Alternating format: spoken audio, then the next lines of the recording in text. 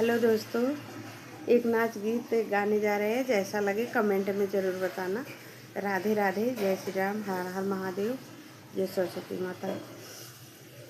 कौनो अकिलिया बतावा मोरी ननदो, सैया मिलल न मोलवाना। कौनो अकिलिया बतावा मोरी ननदो, सैया मिलल न मोलवाना। दलिया में ननवा चटक कई द भौजी, घर जो पड़े भैया बोली है ना।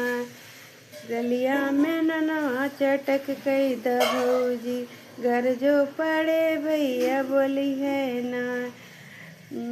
खा लेला खा के चला जाला, तब हो ना बोले भई मान मोरी ननदी, तब हो ना बोले भई मान मोरी ननदी।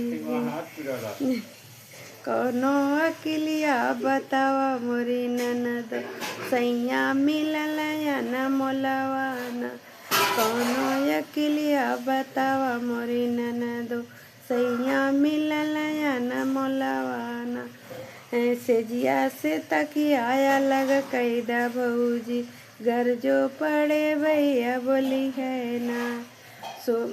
सो लेला सो के चला जाला, तब हो ना बोले ओ अनाड़ी ना, तब हो ना बोले अनाड़ी ना।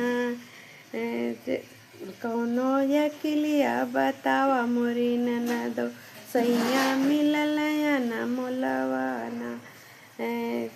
कौनो अकिलिया बतावा मोरी ननदो, सैया मिलल न मोलवाना। कौनो अकिलिया बताओ तुमरी ननदो, सैया मिलल न मोलवाना।